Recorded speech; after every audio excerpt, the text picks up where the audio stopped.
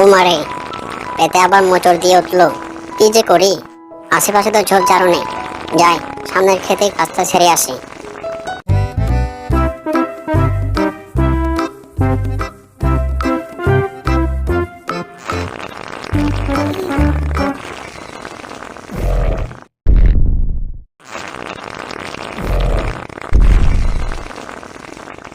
এই রে, এদের কার জমিতে আমি কাজ ছাড়লাম, জানলে একেবারে মেরেই ফেলবে।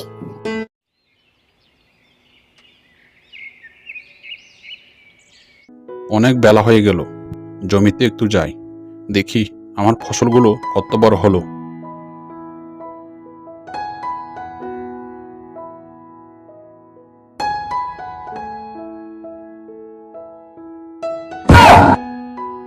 আমার জমিতে এগুলো কি?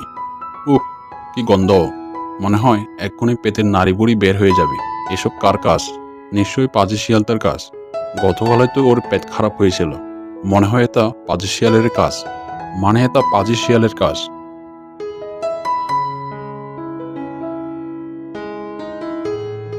দেখা যাক এবার কে আমার জমিতে হাগু করে। ওহ রে, আবার পেতে মোচড় দিয়ে উঠলো। কি যে করি, যাই আগের জায়গাতে হাগু করে আসি।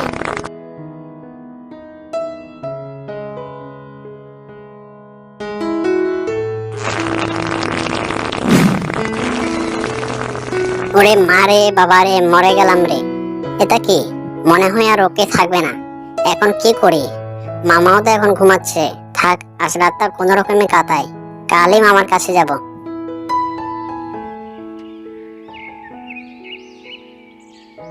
উফ, ওরে বাবা রে, মরে গেলাম রে। আমার পাশার মধ্যে তা কি ঢুকে গেল। ডাক্তার মামা, একটু দেখুন না, পাশা থেকে লাঠিটা বের করে দিন না, দয়া করে। ওরে পাজি শিয়াল, তাহলে এটা তোর কাজ। তোকে তো আজ আমি মেরেই ফেলবো। আমার জমিতে হাগু করা। ঠিক আছে ঠিক আছে, টেবিলে শুয়ে পড়, দেখি কত বড় লাথি। ওরে মারে বাবারে, মরে গেলাম রে। আর কোনোদিন আমার খেতে হাগু করবি? না মামা, জীবন থাকতে আর এদিকেই যাব না। এবারের মতো মাফ করে দাও।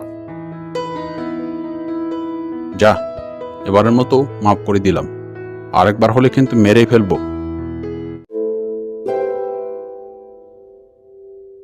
গ্রামের পাশের ছোট্ট একটি জঙ্গলে বাস করত দুই শিয়াল বন্ধু, মিসকে আর বল্টু। মিসকে ছিল নাচ পাগল, সারাদিন নাচ করত। এদিকে বল্টু শিয়াল এসবে বিরক্ত হলেও বন্ধুত্বের খাতিরে মেনে নিত। এই বলতো, তুই দেখিস, আমি একদিন ড্যান্স নাম্বার 1 শিয়াল হব। তখন চারদিকে শুধু আমার নাম হবে। ড্যান্স নাম্বার 1 শিয়াল হবে, ছাই হবে। এই ধরনের পচা মার্কা ড্যান্স দিয়ে ড্যান্স নাম্বার পচা হবে। এই যে বলতো, কি হলো তোর? কথা বলছিস না কেন রে? না মানে, ভাবছিলাম তুই যখন ড্যান্স নাম্বার 1 শিয়াল হবি, তখন আমার কি যে আনন্দ হবে না। তখন আমি আনন্দের লুঙ্গি ড্যান্স দেব।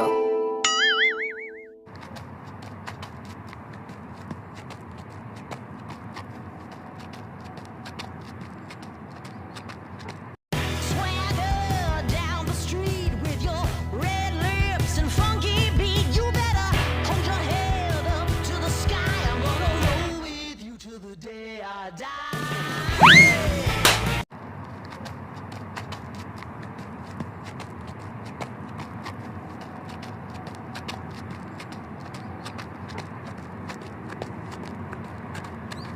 কি বেচ্ছু বানর রে বাবা, মাত্র নাচ শুরু করেছিলাম আর তখনই দৌড়ানি দিল। মনে হচ্ছিল যেন এক্ষুনি মেরে ভূত বানিয়ে ফেলবে। Swagger down the street of the sky. I'm gonna roll with you till the day I die. কি হলো? এই অসময়ে আবার ভূমিকম্প শুরু হলো নাকি? যাই তো, বাইরে গিয়ে দেখি। ওরে বাবা রে বাবা, কে মারলো? দেখি তো পিছন ফিরে। ওরে বাবা, এটা বাঘ মামা। সময় থাকতে পালাই, না হলে আর রক্ষে থাকবে না।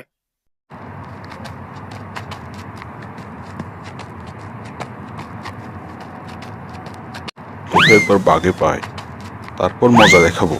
আমার কাঁচা ঘুম ভাঙানো।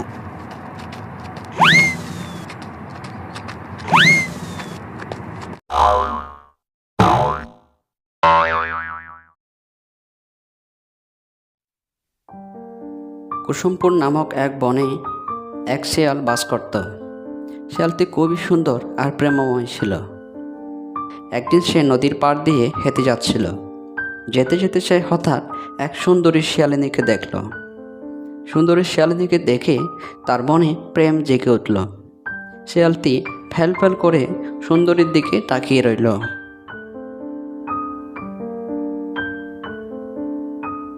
আমি এক সাগর নদী দেখেছি, অনেক পাহাড় পর্বত দেখেছি, কিন্তু তোমার মতো এত সুন্দর আগে কখনো দেখিনি। তোমার নীল নীল চোখ, মিষ্টি মিষ্টি গাল, চোখের কি মিষ্টি চাহনি, আমার মনে প্রেমময় জেগে ওঠে। আমি তোমার জন্যই আসি। সত্যি বলতে আমি তোমাকে অনেক ভালোবেসে ফেলেছি। এভাবে তাদের মধ্যে প্রথম প্রেম পর্ব শুরু হলো। তারা প্রতিদিন একে অপরের সাথে দেখা করত আর মন ভরে গল্প করত। এভাবে বেশ কিছুদিন কেটে গেল।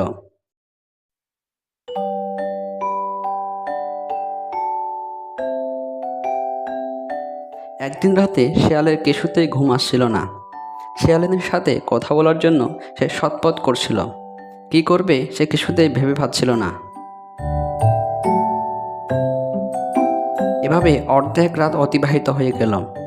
হঠাৎ তার মাথায় একটা বুদ্ধি এলো। আচ্ছা, একটা মোবাইল নিলে কেমন হয়? তাহলে তো আমার জানের সাথে প্রতিদিন কথা বলতে পারবো। আমি কালকেই মামার কাছ থেকে একটা মোবাইল নিয়ে আসবো। আমার তো অনেক মোবাইল আছে, মামা নিশ্চয়ই আমাকে একটা মোবাইল দেবে। ভোর হতে শিয়াল চলে যায় বাঘ মামার কাছে। বাঘ মামা, ও বাঘ মামা, তুমি বাড়িতে আসো নাকি? আরে কি হলো? বোর হতে না হতে গাদার মতো ডাকছিস কেন? আরে মামা, গাধা নয় গো, আমি তোমার ভাগ্নে শিয়াল।